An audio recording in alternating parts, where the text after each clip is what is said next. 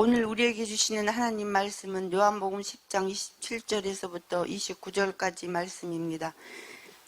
내 양은 내 음성을 들으며 나는 그들을 알며 그들은 나를 따르느니라.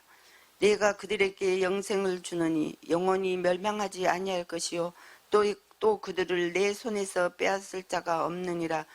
그들을 주신 내 아버지는 만물보다 크심에 아무도 아버지 손에서 빼앗을 수 없느니라. 아멘. 성전에서 수전절날 일어난 일입니다. 오늘 읽은 본문의 내용을 좀 더 깊이 확인하기 위해서 지난주에 이미 살펴봤지만 우린 수전절에 대해서 다시 한번 확인해 볼 필요가 있습니다. 안티오쿠스 에피파네스라는 악한 수리아 왕이 이스라엘을 다스리던 당시에 그의 그 열렬한 헬라주의로 인해서 예루살렘 성전이 완전히 오염되었던 일이 있습니다. 제단에는 제우스 동상이 세워지고 그 성전 곳곳에는 온갖 이교 그런 문화와 그 부정하고 더러운 것들로 가득 채워졌죠.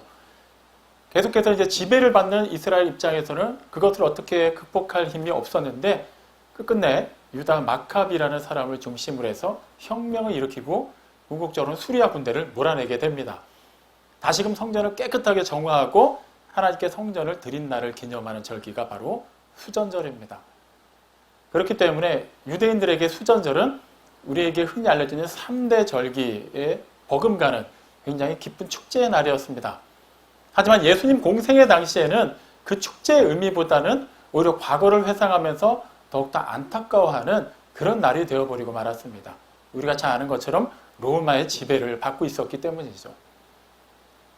하지만 수리아 때에 비하면 그들은 성전을 해서 원활하게 하나님을 예배할 수 있었고 또 그곳에서 많은 모임을 가질 수가 있었습니다. 그럼에도 불구하고 그들은 그 성전 자체에 집중하기보다는 나라의 독립을 굉장히 갈망했던 것이죠. 사실 그들이 그 당시 성전에서 드리는 제물이라든가 드려지는 여러 가지 예배 행위라든가 그 안에서 사람들 사이에서 오고 가는 모든 것은 엄밀히 말하면 하나님의 뜻에서는 멀어도 한참 먼 상태였습니다. 성전은 하나님께서 임재하시는 곳이죠. 하나님께 기도하는 집입니다. 하지만 그것은 이미 사람들의 욕심과 세상의 논리와 성공 방식으로 가득 찬 지 오래된 그런 곳이 되고 말았습니다. 겉으로 봤을 때는 전혀 문제가 없이 성전의 구실을 다하고 있는 것 같지만 실제 그 안에서는 하나님이 임재하실 수가 없는 굉장히 어두운 곳이 되고 말았죠. 수전절에 그런 분위기 속에서 주님이 솔로몬 행각을 거니실 때 그곳에서 또 뭇 유대인들이 예수님을 둘러싸고 물었습니다. 당신이 우리가 그토록 고대하던 그리스도가 맞습니까? 그것을 우리에게 알려주시오. 당신이 맞다면 우린 당신을 따르겠소. 이미 우리가 살펴본 내용이죠. 그들은 결코 예수님을 주와 그리스도로 믿지 않았습니다. 그런데 그걸 왜 다시 확인했을까요? 네, 그들에게 지금 가장 중요한 관심사는 나라의 독립이기 때문이에요. 빨리 이 이방 민족의 그런 지배를 벗어나서 그곳에 세금 낼 필요 없이 우리의 수입으로 우리가 정당하게 쓰고 그렇게 피폐된 이 나라가 다시 온전히 회복되어서 좀 잘 먹고 잘 사는 것, 그것이 그들에게 가장 중요한 일이었기 때문이에요. 그런데 그들이 불쑥 예수님을 향해서 당신이 그리스도가 맞습니까? 라고 물어본 데는 분명한 이유가 있었겠죠. 하나님께서는 많은 선지자들을 통해서 분명히 그리스도가 오실 것을, 이제 히브리식 개념으로 얘기하면 메시아죠. 메시아가 분명히 올 것을 말씀해 주셨습니다. 당연히 유대인들 입장에서는 나라가 곤란에 처했을 때 자신들이 뭔가 핍박 가운데 있다고 누해졌을 때 분명히 하나님이 약속하신 그 그리스도가 오셔서 이 나라를 회복시켜주고 우리를 이 지긋지긋한 고생과 이 불편하고 부당하고 악한 세상에서 구원해 내실 것이라는 기대를 가지고 있었어요. 하지만 하나님께서 약속하신 그리스도가 임하면 하나님의 말씀이 선포되고 그 언약이 성취가 되는 것인데 사실 그들에게 그것은 그다지 중요하지 않았습니다. 이미 그들은 성전을 기반으로 해서 하나님의 말씀이 선포되고 있다고 여겼기 때문이에요. 하나님의 언약은 이미 자신들 때에 이루어졌고 자신들은 전혀 구원받는 거에 대해서 사후에 영원한 하나님 나라에 들어가는 거에 대해서는 어떠한 고민도 하지 않았기 때문에 이미 그런 것들은 그들에게 전혀 중요한 문제가 되지 않았어요. 빨리 그리스도가 오셔서 이 나라를 회복시켜 주시고 정치적으로 독립시켜서 다시금 예전의 그 영광을 되찾는 것, 그것만이 관심이 있었죠. 그런 맥락에서 지금 주님을 붙잡고 물어보고 있습니다. 사실 주님이 그동안에 하신 말씀, 주님이 하신 모든 행동들은 그분이 그리스도라는 것을 명확하게 증명하고 있죠. 그래서 주님은 그들에게 말씀하십니다. 내가 너희에게 여러 번 말했지만 너희가 나를 믿지 않았다. 내가 내 아버지의 이름으로 행하는 일들을 보았다면 너희들은 분명히 알았을 터이지만 너희는 내 양이 아니기 때문에 나를 믿지 않는다라고 말씀하셨습니다. 어떻게 보면 그들이 원하는 대답이 아니에요. 그들이 원하는 대답은 뭐예요? 당신이 그리스도가 맞습니까? 아닙니까?를 묻고 있어요. 근데 주님은 명쾌하게 내가 그리스도다, 아니다 라고 얘기하지 않으시죠. 어차피 그렇게 얘기하지 않으셔도 주님을 통해서 이루어지는 일들은 유대인들로 하여금 충분히 저 사람이 바로 그리스도가 맞구나라고 생각할 만한 일들이었기 때문이에요. 만약에 그런 게 조금도 없었다면 그들은 결코 주님을 향해서 당신이 그리스도가 맞습니까? 라고 묻지 않았겠죠. 그 전까지만 해도 그들은 주님에 대해서 상당히 적대적이었기 때문이에요. 그들보다 더 수준이 낮은 사람으로 여겼습니다. 그 예수라는 사람과 얘기를 하거나 섞여 있는 사람, 그 예수의 가르침을 받는 사람은 그냥 뒤도 돌아보지 않고 회당에서 출교를 시키는 사람들이었어요. 그런데 그들이 직접 찾아가서 당신이 그 그리스도가 맞습니까? 라고 물어본 데는 그래도 미워도 다시 한 번이라는 영화 제목처럼 어쨌거나 이 사람이 그동안 우리한테 한 행동들, 말들은 별로 좋은 건 아닌데 틀린 건 아니에요. 실제 놀라운 일들이 일어난 건 사실이에요. 아무리 봐도 이 예수라는 사람만큼 선지자들을 통해서 예언된 그 그리스도에 가까운 사람은 없는 것이 사실이기 때문이에요. 그러니까 일말의 기대를 가지고 다시 나가서 물은 겁니다. 우리가 당신을 좋아하지는 않지만 지금이라도 우리가 원하는 그 그리스도가 되어줄 수만 있다면 다시금 당신을 중심으로 해서 우리가 한번 힘을 모아보겠어. 당신은 그냥 혈을 단신으로 나타나서 수천 명, 수만 명의 사람들을 모을 수 있었고 그들을 먹일 수 있었고 그들에게 어떠한 질병이 있더라도 고칠 수 있었고 귀신을 쫓아낼 수 있는 사람은 아니었어. 그렇다면 지금이라도 당장 우리들을 중심으로 해서 세력을 모아서 이 나라를 로마로부터 독립시켜주는 것, 그것이 정말 하나님이 보낸 그리스도의 할 일 아닙니까? 지금 그 얘기를 하고 있는 거예요. 성경에서 말하는 그리스도는 중요하지 않았어요. 그냥 그들이 생각하는 그리스도, 그들이 이상적으로 생각하는 정치 지도자만을 찾고 있었습니다. 찰스 셸돈이라는 그 목사 이름인데 찰스 셸돈의 이름은 들어보지 못해서도 아마 그 같은 책 이름은 들어보셨을 겁니다. 예수님이라면 어떻게 하셨을까? 굉장히 충격적인 책 제목이죠. 감히 우리가 그렇게 생각할 수 있을까요? 하지만 주님께서는 분명히 하신 말씀 그리고 기록된 그 말씀을 통해서 충분히 주님의 생각이 삼위일체 하나님의 그 뜻과 그 능력과 그 말씀이 어떻게 이 시대에 우리 통해서 실현될 수 있고 선포될 수 있는지를 충분히 알려주셨습니다. 그럼에도 불구하고 우리는 그 책 제목을 들으면서도 그것을 교묘하게 우리식으로 해석을 해서 바꿔버리죠. 내가 예수님이라면 이렇게 했을 것 같다라는 거예요.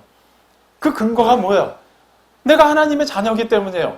내가 교회 다니고 있고 내가 모태신앙이고 내가 교대 직분을 받았고 이 어려운 시국에도 열심히 신앙생활을 하고 있기 때문에 이것이 곧 하나님의 뜻이고 나는 하나님의 뜻대로 사는 것이다라고 스스로 그렇게 자부하고 있죠. 그래서 내가 생각하는 것이 곧 하나님의 생각이라고 그렇게 살짝 뒤틀어서 적용을 합니다. 보통 이런 생각은 어떤 사람들이 많이 하나요? 하나님을 믿는다고는 하지만 실제 하나님을 모르는 사람들이에요. 하나님이 실제 어떤 분인지를 모른 채 하나님의 말씀을 듣기는 들었지만 내 식으로 이해를 해버립니다. 그리고 내가 이해한 것을 곧 진리로 그냥 못을 박아버리죠. 그냥 이거예요. 내가 생각할 때 옳다고 생각하는 그것이 곧 하나님의 뜻이 되는 겁니다. 시대가 어떻게 흘러간다? 그럼 내가 봤을 때 이 시대에는 이런 신앙을 견지해야만 해요. 교회는 이렇게 해야만 합니다. 이렇게 믿어야만 해요. 또 이렇게 사회활동을 해야만 해요. 다 듣고 보면은 틀린 말들은 아닌 것 같아요. 좋은 말입니다. 사람들 사이에서는 지극히 합리적이라고 말할 수 있고 충분히 인정받을 만한 그런 생각들이에요. 하지만 우리는 자꾸 뭘 하나를 놓치죠. 가장 중요한 하나입니다. 하나님의 말씀을 자꾸 놓치고 생각하려고 해요. 괜찮지 않나? 사람들 사이에서 인정받을 만하지 않나? 충분히 납득할 만하지 않나? 우리는 지극히 인본주의적인 관점에서 하나님의 말씀을 적용하려고 해요. 그러다 보니까 문제가 생기죠. 열심히 믿기는 하는데 열심히 신앙생활을 하기는 하는데 정작 우리는 하나님과 동떨어진 삶을 살고 있다라는 거예요. 우리는 충분히 이렇게 얘기할 수 있어요. 아니, 어차피 주님이 이 땅에 오셨을 때 자기 자신이 섬김을 받으려 함이 아니라 섬기러 왔다고 마태복음 2장 28절에서 얘기하지 않으셨나요? 그렇다면 우리는 얼마든지 우리의 필요를 위해서 주님께 무언가를 요구하는 것에 대해서 전혀 문제가 되는 것도 아니고, 주님은 당연히 우리를 위해서 자신의 모든 것을 내어주실 정도로 그렇게 사랑하신다면 우리가 생각할 때 합리적인 것, 이상적인 것, 그럴싸한 것을 들어주셔야만 하지 않나요? 라고 생각할 수 있어요. 왠지 그래야만 우리에게만 잘 되는 것이 아니라 하나님께도 이익이라고 생각하기 때문이죠. 그게 보통 이런 표현들을 많이 씁니다. 이번 일이 안 되면, 내가 이번 일로 힘들어지면 하나님한테 손해가 됩니다. 하나님이 망신을 당할 수 있습니다. 혹시 여러분들은 그런 생각해 본 적 있으신가요? 정말 하나님이 나 때문에, 우리 때문에 손해를 보시고 망신을 당하는 분인가요? 그런 하나님은 우리가 전능하신 하나님이라고 믿을 수 있을까요? 정말 그런 일 하나하나가 하나님의 명성에 금을 가게 하고 하나님의 그 모든 그 놀라운 능력이 땅으로 실추되는 그런 상황이라면 성경의 모든 역사는 하나님을 싹 지우고 나서 봐야만 이해가 됩니다. 하나님이 택한 나라 이스라엘, 그들의 역사를 보십시오. 정말 세계에서 승승장구하고 가장 으뜸이 되고 어느 나라가 우러러보더라도 배울 것 투성이고 부러워할 만한 그런 일들이 많았나요? 아니에요. 툭하면 외세 침입을 받았어요. 지배를 받았어요. 하나님을 믿는다고 하면서도 오히려 그들은 하나님보다도 다른 이방신들을 더 열심히 따랐습니다. 그렇게만 따지고 보면 하나님을 제대로 믿지 않고 하나님의 백성이라고 자칭하는 사람들이 오히려 세상에서 망신당했던 그 수많은 기록들을 봤을 때 하나님은 진작에 사라져 없어지셨어야만 하지 않을까요? 근데 그렇지 않아요. 하나님의 영광에는, 하나님의 스스로 자존하심에는 전혀 흠집이 가지 않습니다. 문제는 우리에게 다가오는 것이죠. 하나님은 그것을 내버려 두실 수가 없었어요. 그래서 그 하나님의 나라가 임하는 것을 그대로 행하시지 않고 우리에게 다시금 하나님 나라에 합한 사람으로서의 삶을 살 수 있도록 기회를 주신 겁니다. 정말 주님이 그들이 원하는 것처럼, 그래 내가 그리스도가 맞다, 그러니 나를 따르라 라고 하셨다라고, 아니면 나는 너희가 생각하는 그런 류의 그리스도가 아니다, 내게서 떠나가라 라고 하시고 끝냈다면, 그렇다면 일이 굉장히 심각해집니다. 어쨌거나 주님은 이 땅에 오셨기 때문에 일이 심각해지는 거예요. 그 이상 주님과 사람들 사이에 어떠한 관계적 진전도 일어나지 않는다면 하나님의 통치가 임했기 때문에 그때부터는 어떠한 여지 없이 심판이 임하게 됩니다. 하나님의 통치가 임한다는 것, 하나님의 나라가 임한다는 것은 결코 낭만적인 것이 아니에요. 정말 그 통치를 받을 만한 사람들에게만 기쁜 소식이고 복음이 되는 것이지, 그 나라 밖에 있는 사람들에게는 그것은 저주이자 심판이기 때문입니다. 하나님만이 홀로 유일하고 완전하신 의로우신 하나님인데, 그 의로우신 하나님의 통치를 받고도 살 수 있으려면 똑같이 의로워야만 해요. 하나님의 의는 이 정도고 우리는 이 정도만 되면 되는 것이 아니라 똑같이 의로워야만 하나님의 그 소멸하는 불 앞에서 우리는 심판을 면할 수 있게 됩니다. 그런데 이 세상에 존재하는 어떤 사람도 의로운 사람이 없어요. 하나님의 기준에서 봤을 때, 세상의 기준에서 노벨 평화상을 받을 수도 있고 사람들 사이에서는 법 없이 살 만한 착한 사람이라고 칭찬받을 수 있어도 하나님이 요구하시는 그 완전히 죄가 없는 상태의 의의는 아무도 이루지 못합니다. 그렇기 때문에 우리는 다 소멸당할 수밖에 없어요. 차라리 그렇게 한번 죽고 끝나면 다행인데 영원히 죽지 못하고 그 멸망의 형벌을 받아야만 합니다. 그렇게 끔찍하고 공포스러운 일을 우리가 겪어서는 안 되는데 우리는 그 상태 그대로 있으려고 해요. 그냥 우리가 원하는 그리스도만을 구하기 때문이에요. 정말 주님이 세상에 나는 섬기러 왔다라고 말씀하셨는데 우리가 이것을 잘못 오해했기 때문에 계속해서 주님의 영역을 우리의 영역으로 바꿔놓고 주님을 우리의 뭔가 종인 것처럼 부리려고 하는 그런 정말 미련하고 어리석고 영적이지 못한 생각들로 인해서 우리는 계속해서 주님으로부터 멀리 떠나고 있는 것입니다. 주님이 그 말씀하셨을 때 배경을 한번 살펴보죠. 어느 날인가 야고보와 요한의 어머니가 찾아왔어요. 그 주님, 주의 나라가 임할 때 우리 아들 둘을 각각 좌편과 우편에 앉혀주십시오. 다시 말하면 뭐예요? 주님께서 이스라엘 나라를 회복시켜서 정말 나라의 왕이 되신다면, 아니면 좀 더 그가 영적으로 얘기했다고 가정해도 마찬가지예요. 정말 하나님의 나라가 완전히 임하게 된다면 우리 아들들을 그 다음 서열에 앉혀주십시오. 라고 얘기한 거예요. 그러자 그 얘기를 알고 나서 다른 제자들이 막 분노하기 시작했어요. 똑같이 고생을 했는데 아니 어떻게 어머니까지 동원해서 저렇게 얘기하면 이거는 완전히 반칙 아닌가요? 누가 봐도 주님이 야고보와 요한을 더 높은 자리에 올리실 만한 그런 상황이 연출된 거예요. 그게 너무 화가 난 거예요. 우리는 뭐가 되는 건가? 우리도 똑같이 고생했는데 분명히 좌편 우편 자리는 2개밖에 없는데 이미 야고보와 요한이 차지해버리면 우리는 뭐가 되지? 그때 주님이 얘기하신 게 뭐예요? 누구든지 으뜸이 되고자 하는 자, 누구든지 앞선 자는 섬기는 자가 되어야 된다고 말씀하신 거예요. 그러면서 자신의 모습을 본으로 보여주신 거예요. 나는 섬김을 받으러 온 것이 아니다. 섬기러 왔다. 맞죠? 그분이 직접 증명하셨습니다. 하나님의 아들, 성자 하나님이 그렇게 하실 이유가 없는데도 불구하고 가장 낮은 곳에 오셨어요. 가장 낮은 삶을 사셨어요. 그렇게 사람들을 위해서 그분의 모든 것을 내어주셨습니다. 하지만 그것은 하늘 아버지의 뜻에 순종해서 오신 거예요. 우리 뜻에 순종하기 위해서가 아니라 정말 우리 뜻에 순종하기를 원하셨고 그렇게 하셨다면 우리는 그냥 그대로 이 세상에서는 원하는 대로 살 수 있지만 이 세상을 떠나고 나면 영원한 지옥 형벌을 면하지 못하게 될 것입니다. 하나님의 뜻이 그대로 이루어져야만 해요. 하나님의 뜻을 따라서 그분이 낮아지셨기 때문에 우리는 심판을 받지 않고 다시금 돌이킬 수 있는 기회가 주어졌으며 돌이켰을 때 영원한 하나님의 나라에 속하게 된 거예요.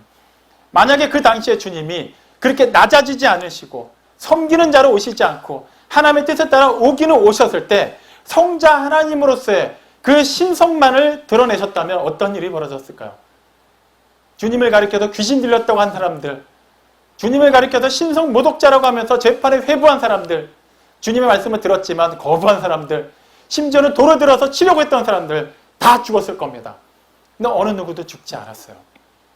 주님은 오히려 그들을 향해서 계속해서 깨달아 알게 하셨습니다. 그리고 말씀하셨어요. 너희는 내 양이 아니기 때문에 내 말을 믿지 않는도다.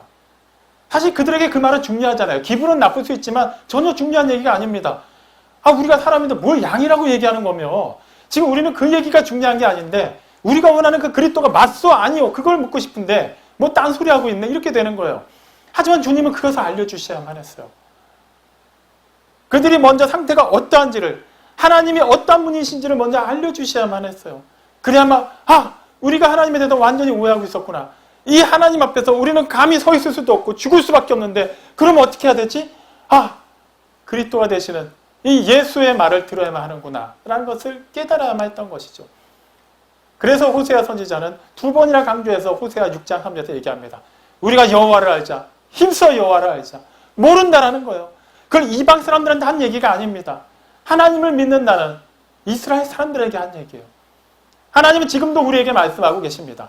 너희가 그냥 예배당에 참석하는 것, 소위 말하는 주일 성수하는 것만으로 나를 안다고 얘기하지 마라. 너희는 나를 알아야 된다. 힘써 알아야만 한다.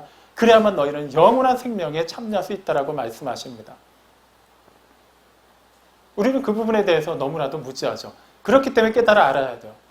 오늘 읽은 본문에서 주님은 그렇다면 너희가 정말 그 영원한 시간 안에 속해 있는지를 무엇으로 알 수 있는지 바로 이것이다 라고 말씀하시는 것이 27절부터 이어진 말씀이에요. 내 양은 내 음성을 듣고 나는 그들을 알며 그들은 나를 따르느니라. 나는 그들에게 영생을 주노니 그들은 영원히 멸망하지 않을 것이다.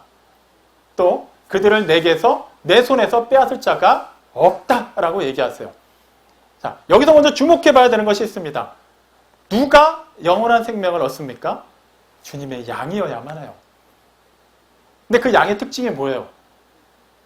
그 선한 목자의 음성을 듣고 듣는 것에서 끝나는 것이 아니라 그 음성대로 따라가는 것. 그 양만이 영원한 생명을 얻습니다. 우리에게 주님은 그 시금석을 가지고서 물어보고 계세요. 지금 너희에게는 내 음성이 들리고 있느냐? 이것은 단지 무슨 막 환상을 받습니다. 주님의 음성을 들었습니다. 이걸 얘기하는 게 아니에요. 물론 필요하다면 주님은 그렇게도 역사하십니다. 하지만 중요한 것은 우리에게 분명히 성령님께서 영감을 주셔서 기록되게 하신 그 말씀을 주셨고 그 말씀을 통해서 계속해서 듣게 하셨고 그 들리는 말씀 안에서 믿음이 자라게 하셨고 그 믿음을 바탕으로 하나님의 뜻을 구하며 기도하게 하셨고 이 일련의 모든 과정 가운데서 정말 내 생각이, 내 목소리가, 내 이상과 내가 추구하는 것이 아니라 하나님의 음성이, 하나님의 뜻이 들리고 실현되고 있냐라는 거예요. 그리고 그 들린 바대로 우리는 신실하게 따르고 있는지를 주님은 묻고 계십니다. 그것부터 먼저 확인하면 돼요. 내가 구원받았습니까? 네, 구원받았습니다. 나는 교회를 다니고 있기 때문입니다. 그런 것 말고 계속 얘기하는데 주님이 계속해서 회개하라고 말씀하시고 돌이키라고 말씀하시고 너희는 내 양이 아니라고 말씀하셨을 때 그 말을 들은 사람들은 누구보다도 하나님을 열심히 믿는 유대인들, 경우에 따라서는 그들 가운데서도 율법에 능통한 바리새인들, 서기관들이었다는 것을 잊어서는 안 될 것입니다. 우리에게도 지금 계속해서 묻고 계시죠. 너희는 나를 지금 믿고 있느냐? 주님이 하신 이 말씀에는 우리가 주목해서 봐야 되는 게 두 가지가 있어요. 첫째는 시제입니다. 주님은 철저하게 현재 시제로 말씀하셨어요. 내 양은 내 음성을 듣는다. 나는 그들을 안다. 그들은 나를 따른다. 나는 그들에게 영생을 준다. 이 모든 것은 현재형으로 진행되고 있다는 거예요. 그렇기 때문에 우리가 정말 진실로 주님을 믿고 있다면, 정말 구원받았다면 우리의 믿음이 현재형으로 유지되고 있는지를 살펴보면 됩니다. 우린 너무나도 많은 부분을 과거 시제로 밀어내놓고 있어요. 그냥 예전에 열심히 믿은 것, 예전에 열심히 봉사하고 예전에 헌금한 것, 그것을 마치 무슨 은행에 저금해놓은 것처럼 생각을 해요. 예전에 열심히 했으니까 지금은 예전에 그 공적에서 조금씩 그냥 빼쓰는 거예요. 하나님이 다 이해해 주시겠지. 분명히 물으실 겁니다. 내가 예전에 열심히 했습니다. 그 믿음으로 요즘에 조금 뜸하더라도 이 정도는 충분히 커버가 되지 않을까요? 주님이 물으시죠. 그래서 지금 너의 믿음은 어떠하냐는 거예요. 지금 너는 나를 믿고 있느냐라는 거예요. 요즘 상황이다 보니까 조금 밀어놓겠습니다. 이 코로나 바이러스 감염증이 해결되고 또 경제적인 문제가 해결되고 내 개인적인 문제가 해결되고 나면 그때 가서 몰아서 열심히 믿겠습니다.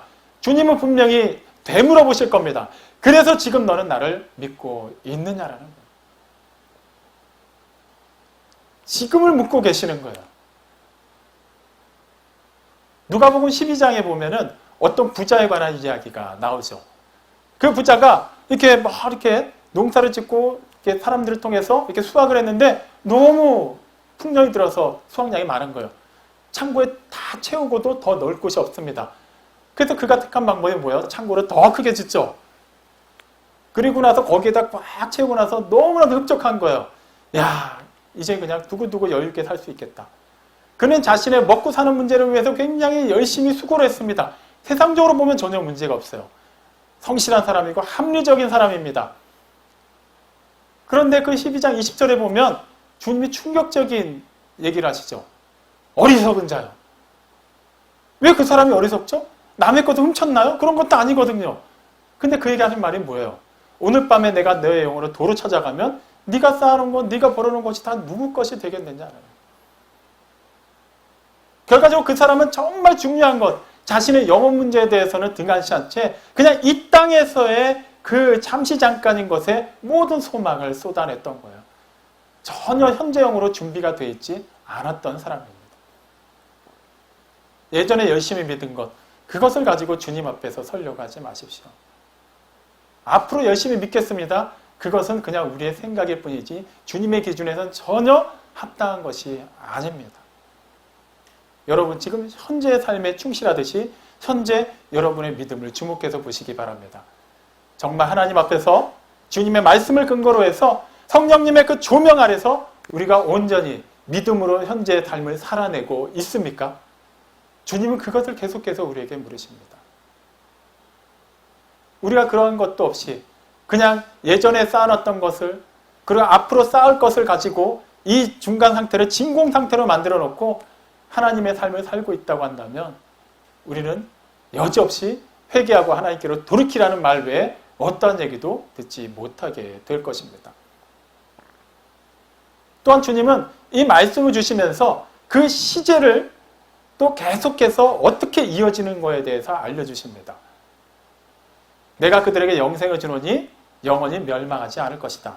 또 그들은 내 손에서 빼앗을 자가 없을 것이다 라고 말씀하시죠. 우리는 여기서 영원히 멸망하지 않는다는 것에서 그냥 마침표를 살짝 찍습니다. 거기서 그냥 끝난 거예요. 영원히 멸망하지 않을 것이기 때문에 우리는 걱정할 필요가 없는 거예요. 그냥 이 땅에서도 그냥 잘 되기만 하면 되는 겁니다. 뭐 잘 되지 않는다면 어떻게든 내가 잘 살고 죽고 나면 그 다음에는 영원히 멸망하지 않으니까 그다지 우리는 고민할 필요가 없어요. 과연 그럴까요? 이러한 생각이 얼마나 우리의 신앙을 오염시키는지를 보면 우리는 이 땅에서 살아가면서 여러 가지를 가지고서 하나님 앞에 자꾸 때를 쓰려고 합니다. 내가 하나님의 자녀인데 왜 나에게 이 어려움이 있죠? 왜 우리 가정에 이 문제가 해결되지 않습니까? 왜 성실하게 살려고 하는데 경제적인 문제를 극복하지 못하는 걸까요? 왜 우리 교회는, 왜 이 나라는, 왜 이 시대는 이 모양인가요? 라고 자꾸 뭔가를 따지고 들려고 해요. 그리고 그것을 근거로 해서 그것이 채워지지 않으면, 내가 필요한 것이 나에게서 완전히 흡족하게 느껴지지 않으면 나는 그때까지는 하나님께 나아가지 않겠습니다라는 식으로 때를 쓰죠. 그런다고 해서 하나님께 손해되는 거 하나도 없어요. 우리한테만 손해인데 우리는 그 현정의 믿음을 저버리면서까지 영원히 멸망하지 않게 하신다고 하신 그 약속을 이상하게 해석해서 우리 삶에 적용하려고요. 그러다 보니까 일단 잘 먹고 잘 사는 것에 방점을 찍습니다.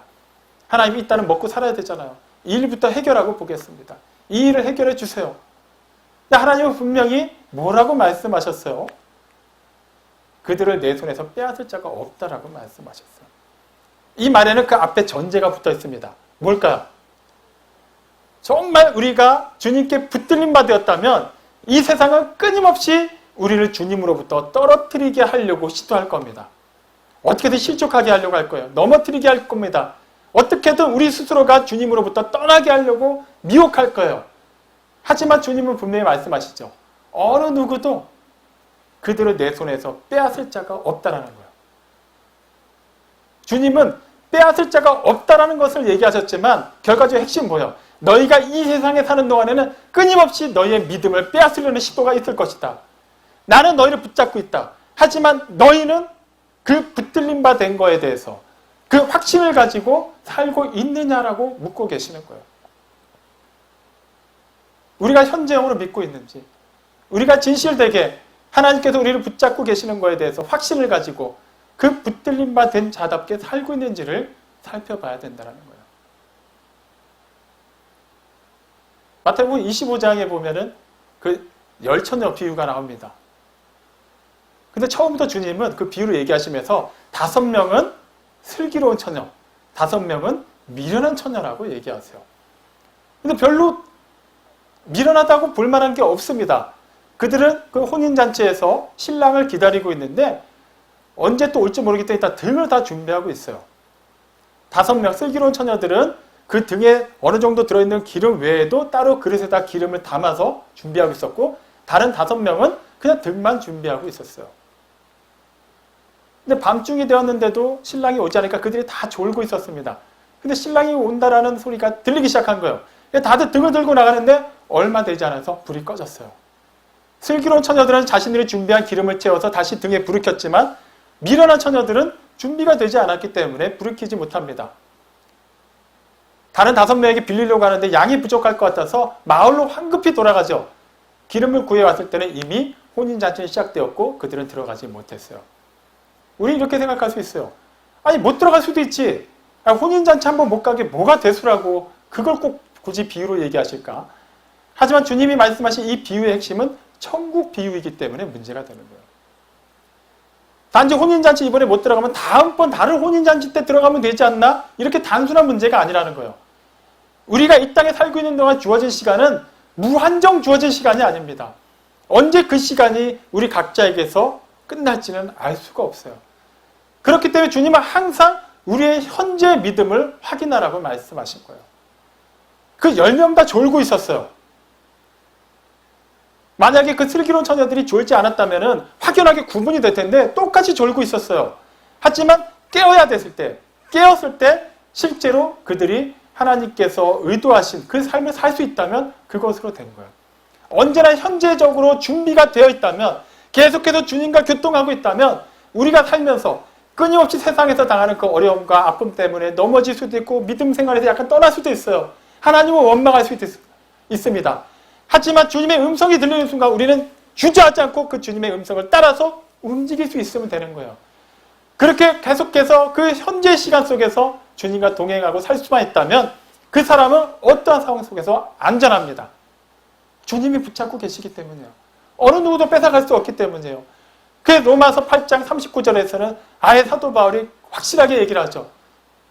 이 우주에 존재하는 어떤 피조물 가운데서도 우리를 우리 주 그리스도 예수 안에 있는 하나님의 사랑으로부터 끊을 수 없다라고 말합니다. 하나님이 그렇게 붙잡으신 이상 어떤 피조물, 그게 천사랄지라도 우리를 하나님의 사랑에서 끊을 수가 없어요. 그렇기 때문에 우리가 정말 하나님께 붙들린 바 되었는지를 계속해서 확인해야만 합니다. 우리는 그것을 무엇으로 증명할 수 있습니까? 이미 주님이 말씀하신 그대로요. 주님의 음성이 들리고 있나요? 주님께서 말씀하시는 것대로 우리는 살아내는 것에 전혀 주저함이 없이 따라가고 있습니까? 그것을 세상이 자랑할 필요 없어요. 주님 앞에서 그대로 그 삶을 살아내시면 됩니다. 정말 세상에 있는 것들, 정말 먹고 사는 것에 마음이 뺏겨있는 사람들은 세상에 여러 가지 문제가 있을 때마다, 환란이 있을 때마다 그것에 의해서 좌지우지 당하죠. 많이 흔들려요. 하지만 하나님께 붙들림 받은 사람은 결코 그런 것 때문에 자신의 삶이 흔들리지 않습니다. 시편 40편 5절 말씀, 너무나도 유명한 말씀이죠. 내 영혼아 어찌하여 내가 낙심하며 내 속에서 근심하는가? 너는 하나님께 소망을 둘지어다. 하나님께 소망을 둔 사람, 하나님과 그 현재적으로 교통하고 있는 사람, 하나님께 붙들림 받았고 하나님의 음성을 듣고 따를 수 있는 사람이라면 우리는 이 세상에 어떤 난리가 있을지라도 흔들리지 않습니다. 다소간의 어려움이 있을 수 있어요. 불편함이 있을 수 있어요. 기존보다 분명히 어려움이 있어서 그것 때문에 낙심할 수도 있습니다. 하지만 하나님은 결코 우리를 그와 같이 내버려 두지 않으세요. 하나님의 양으로 붙잡으시고 이름을 지어주셨고 그렇게 불러주시고 우리를 위해서 자기의 모든 것을 내주신 하나님께서는 우리를 결코 그대로 내버려 두지 않으십니다. 그 의지를 보여주셨어요. 그런데 왜 우리는 어떻게든 하나님을 제대로 믿지 않으려고 하는 그러한 핑계거리를 찾고 있습니까? 하나님이 우리를 향해서 나는 너희를 안다라고 얘기하시는데 왜 우리는 하나님을 모르는 것처럼 대하는 것에 더 열심을 내고 있죠? 하나님이 우리를 안다고 하시면 그것으로 이미 끝난 거예요. 그것은 하나님만 우리를 아시면 우리는 몰라도 된다는 얘기가 아닙니다. 이거는 상호 아는 것을 전제로 하는 거예요. 내 양은 나를 알고 내 음성을 듣고 나를 따르고 나는 내 양을 안다라고 얘기하시는 거예요. 만약에 주님이 우리를 모르신다고 하면 우리는 끝난 겁니다. 마태복음 7장 23절에 보면 그 앞서서 주여 주여 하는 사람들이 찾아왔어요. 근데 주님이 뭐라고 얘기하세요? 내가 너희를 도무지 모르겠다. 내게서 떠나가라 라고 얘기하세요. 주님이 우리를 모른다고 하시면 그때부터 우리는 끝나는 겁니다. 지옥이에요. 천국과 지옥의 가장 큰 차이가 뭔가요? 지옥에 불이 있고 구데기가 있고 죽지 않고 그건가요? 가장 큰 핵심은 거기에는 하나님이 안 계세요. 우리의 시간을 이 일요일이라는 그 한두 시간이라는 시간에 이 예배당 안에서만 하나님을 만나는 시간으로 할애하지 마십시오. 그리고 어쩌다가 우리가 필요할 때만 그때만 하나님을 잠깐 초대하는 그러한 사람들이 되지 마십시오. 우리 스스로 하나님을 몰아내는 순간 우리 스스로가 지옥에 살기로 자처하는 것이 되는 것이기 때문입니다. 하나님의 시간에 속하십시오. 영원한 하나님의 시간 속에서 현재의 정으로 계속해서 살아내시기 바랍니다. 우리에게 어떠한 일이 있을지라도 현재 우리와 함께 하시는 하나님께서 그 상황을 능히 극복하고도 남는 힘을 주십니다. 우리가 몸이 아플 때, 우리가 여러 가지 어려움 때문에 낙심하며 울며 이를 갈고 있을 때 그 모든 것을 누구보다도 잘 알고 계시는 하나님께서 우리의 마음을 만지시고 우리에게 새 힘을 주시고 우리의 영혼에 주님의 그 놀라운 은혜로 채워주심으로 다시금 일어나게 하십니다. 다른 것 기대하지 마십시오. 지금 당장 내 앞에 장애물이 있다면 그 장애물 너머에서 역사하시고 나를 이끄시는 주님께 시선을 고정하시기 바랍니다. 계속해서 풀리지 않는 그 문제 가운데서 내가 빠져서 허우적거리고 있다고 여겨진다면 그 사망의 음침한 골짜기조차도 분명히 주님께서 나와 함께 하신다고 믿는다면 오히려 우리는 기뻐하며 즐거워하며 하나님을 찬양할 수 있습니다. 그것이 우리를 죽이기 위함이 아니라 우리를 오히려 단련하고 우리를 더욱더 새롭게 하고 우리로 하여금 하나님의 사람으로 더욱더 거듭나게 하시기 위한 하나님의 훈련이기 때문입니다. 사랑하는 성도 여러분, 이번 한 주간에 어떠한 일이 있을지라도 우리가 기대하는 그 코로나 백신이 발견되지 않고 더 많은 확진자가 나오는 한이 있더라도 그것 때문에 마음 흔들리지 마십시오. 그 외 다른 일들로 인해서 여러분들의 경제에, 여러분의 건강에 어떠한 문제가 있더라도 그것 때문에 여러분의 영성이 흔들리게 내버려 두지 마십시오. 하나님의 통치를 그대로 받아들이고 현재적으로 임하여 역사하시는 하나님과 함께 하십시오. 그러면 됩니다. 그러면 우리는 안전한 사람입니다. 그러면 우리는 화평한 사람입니다. 그러면 우리는 진실로 하나님을 찬양할 수 있고 기뻐할 수 있는 사람입니다. 그 믿음으로, 그 삶으로 주어진 삶을 살아내십시오. 하나님께서 우리와 함께 하십니다. 지금 이 순간 함께 하십니다. 지금 믿으십시오. 그거면 된 것입니다.